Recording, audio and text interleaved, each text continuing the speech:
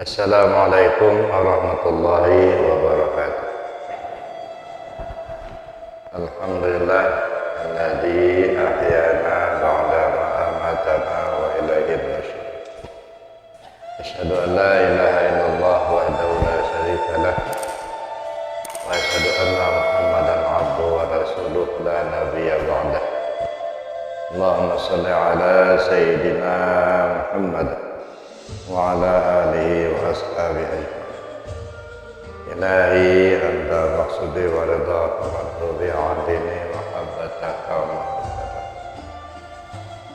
Alhamdulillah, kita bersyukur kepada Allah Subhanahu wa taala di pagi hari ini takdirkan kita bisa hadir bersama di Masjid Nurul Iman ini untuk melaksanakan salat subuh berjamaah yang kemudian kita lanjutkan dengan kajian subuh. Pada pagi hari ini kita akan mengangkat topik tentang muraqabah. Mudah-mudahan amalia ibadah yang kita lakukan di pagi hari ini mendapatkan ridha dari Allah Subhanahu. Bapak Ibu yang saya hormati, dalam kajian tasawuf kita banyak mengenal ada maqamat-maqamat, tingkatan-tingkatan. Ada maqamat, ada ahwal. Kalau maqamat itu maqam, tingkatan-tingkatan yang diberikan Allah kepada hamba setelah melalui perjuangan. Jadi dapat maqam itu dari perjuangan. Berjuang kita untuk mendapatkannya dengan cara mengamalkan zikir. Makanya kalau pengamalan zikir itu banyak metode, banyak cara yang dilaksanakan untuk sampai kepada maqam-maqam tadi. Kalau di dalam tarekat Naqsyabandi Al-Khalidi itu dikenal ada istilah suluk. Kalau suluk itu beramal dalam masa tertentu yang dibimbing langsung oleh guru mursyid. Biasanya itu 40 hari. 40 hari makanya sering dilaksanakan pada bulan Ramadan. 10 hari sebelum masuk bulan Ramadan itu jamaah yang mau ikut suluk sudah ngumpul di surau atau di mushola atau di masjid yang memang diperuntukkan untuk melaksanakan kegiatan itu. Biasanya kalau di masjid atau di surau itu di sampingnya itu tempat penginapan suluk, di ruangan masjid untuk melaksanakan kegiatan ibadah sholat. Hanya 10 hari sebelum masuk Ramadan mereka sudah kumpul dan mereka sudah puasa. Karena yang bagi sebahagian yang tidak memahami, kadang-kadang timbul fitnah orang-orang tarekat sudah puasa sebelum masuk Ramadan, puasa duluan. Sebenarnya bukan puasa duluan, karena mereka melaksanakan suluk selama 40 hari. Nah, dihitung, diperkirakan kapan tanggal 1 Ramadannya, maka dimajukan 10 hari sebelum Ramadan datang mereka sudah puasa, sehingga begitu lebaran sudah cukup 40. Lebaran nanti bisa sama-sama dengan lebaran umum mereka. Itu biasanya melaksanakan suluk atau ibadah tertentu. Makanya peningkatan latifah di dalam amalia tarekat Naqsyabandi itu ditingkatkan pada saat melaksanakan suluk. Jadi bagi mereka yang tidak mengikuti suluk biasanya tidak naik latifahnya. Beda dengan tarekat Qadiriyah Naqsyabandiyah yang dari Sabah Anom di Suryalaya. Jadi di TKN itu tidak mengenal istilah suluk. Tapi yang dikenal itu riyadhah. Riyadhah itu latihan. Nah, kalau riyadhah itu latihan itu ya, tergantung kemampuan dan waktu yang tersedia bagi jamaah, mau melaksanakan di rumahnya sendiri, mau dilaksanakan di musola atau di masjid. Riyadhah kalau di almarhum Mas Abah Aang di Cianjur itu ada masjid, kemudian di samping itu ada rumah, semacam rumah petak gitu ya, tempat jamaah yang minat riyadhah. Mungkin ada riyadhah selama seminggu, ada riyadhah selama 3 hari, ada mungkin sampai 40 hari ya. Silakan saja, ada amalan tertentu silakan dikasihkan amalan oleh guru, kemudian disilakan untuk mengamalkan.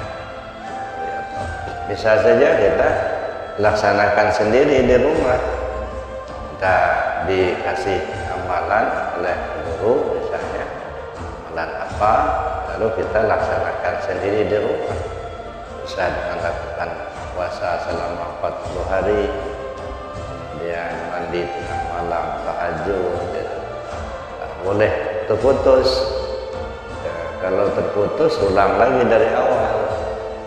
Misalnya kita disuruh riyadhah selama 40 hari, pas hari ke-39 kebablasan ya, kan misalnya riyadhahnya bangun tengah malam, mandi, zikir, mengamalkan amaliyah sampai subuh. Ternyata pada malam ke-39 udah kesiangan, bangunnya udah jam 5, jadi nggak sempat sholat tahajudnya, nggak sempat, kemudian amalkan amaliyahnya nggak sempat. Itu berarti itu terputus. Itu kalau sudah seperti itu harus diulang dari yang pertama lagi ya, ulang dari awal lagi, puasa lagi dari hari pertama. Nggak bisa dilanjutkan itu riyadhah. Nah, ada maqamat itu ada macam-macam diantaranya. Makanya maqamat itu hasil daripada perjuangan. Beda dengan ahwal. Kalau ahwal itu seketika saja. Ketika saja kita mungkin merasakan satu ketenangan, merasakan satu kenikmatan.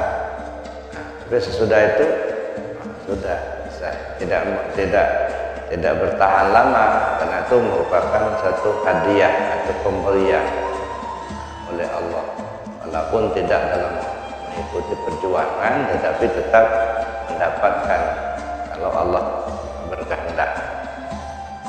Di antara maqamat itu ada kita mengenal muraqabah. Muraqabah itu apa? Muraqabah ini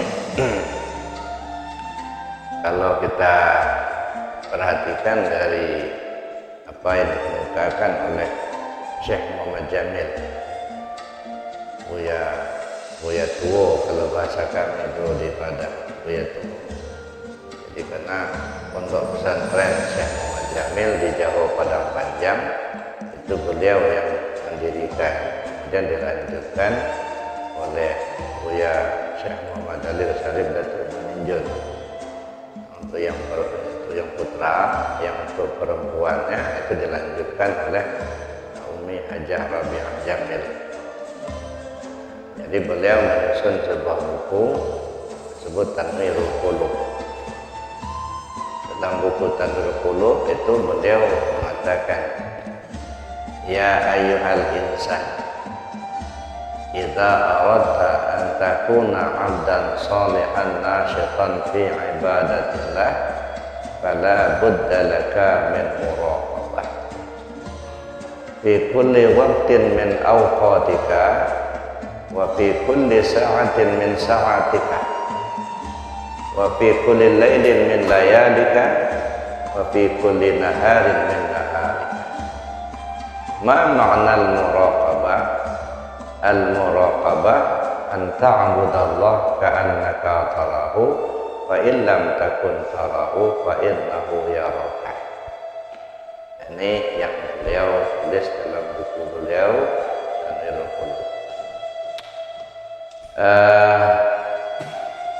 Ya ayyuhal insan, wahai segenap anak manusia, idza aradta an takuna 'abdan shalihan, apabila Anda menginginkan menjadi seorang hamba Allah yang soleh, nasyitan fi ibadatillah, rajin beribadah kepada Allah, fala budda laka min muraqabah, Anda mesti selalu bermuraqabah fi kulli waqtin min awqatika, di setiap waktu-waktu yang kau lalui, wa fi kulli sa'atin min sa'atika, setiap detik-detik yang kau temui, wa fi kulli lailin min layalika, setiap malam yang kau lewati, wa fi kulli naharin min naharika, dan di setiap siang yang kau temui. Wa ma ma'nal muraqabah, apa arti muraqabah?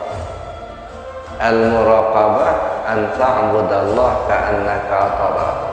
Muraqabah itu adalah kamu sembah Allah seolah kau melihatnya. Fa in lam takun tarahu fa innahu yaraka.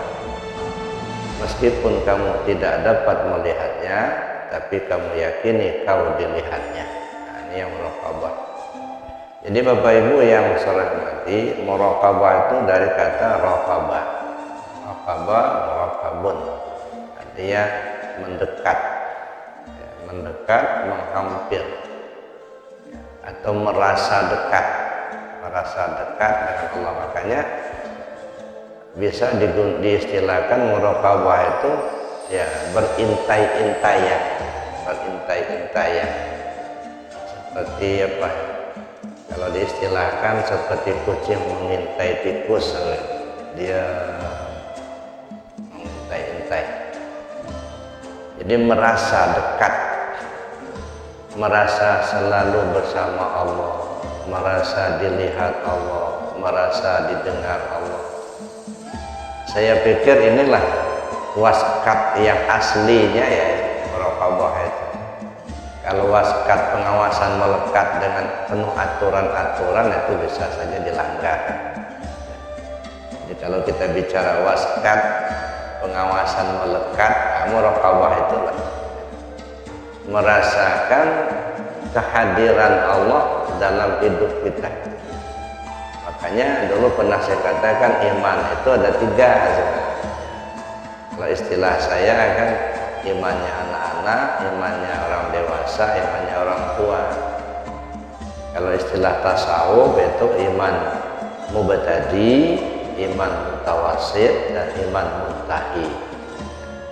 Kalau mubtadi itu ya imannya anak-anak, percaya Allah melihat, percaya Allah mendengar, percaya Allah itu hidup, percaya Allah itu ada. Kalau sebatas ini, masih mampir di otak, belum masuk ke hati. Makanya dulu pernah seorang sahabat itu datang menghadap kepada Rasul, ya Rasul, alhamdulillah sekarang saya sudah beriman.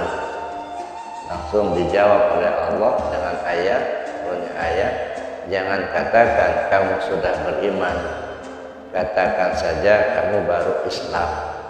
Karena iman itu belum masuk ke dalam hatimu. Jadi baru sekedar percaya Allah melihat, percaya Allah mendengar, percaya Allah hidup, percaya Allah itu ada. Nah, kalau sebatas ini imannya masih imannya anak-anak, imannya mubtadi, belum masuk ke rasa, masih mampir di pikiran. Nah, yang seperti ini banyak ya. Meskipun kelihatannya rajin ibadah sholatnya, tapi jadi koruptor juga. Meskipun sepertinya orang yang rajin ibadah, tapi masih dia berbohong juga, masih juga melanggar aturan-aturan Allah. Kenapa? Karena hanya sekedar percaya. Ya. Percaya kita Pak Presiden itu hidup, Pak Presiden itu melihat, Pak Presiden itu mendengar. Iya, karena dia punya telinga, dia mendengar. Percaya kita. Cuman dia ada di Jakarta, kita ada di Lampung. Jadi kalau sebatas itu, nah, mungkin kita bisa ya melakukan sesuatu yang menurut kita nggak dilihatnya. Memang dia melihat, tapi kan dia jauh dari kita. Itu baru namanya percaya ya, dengan pikiran, dengan ya, belum masuk ke dalam hati.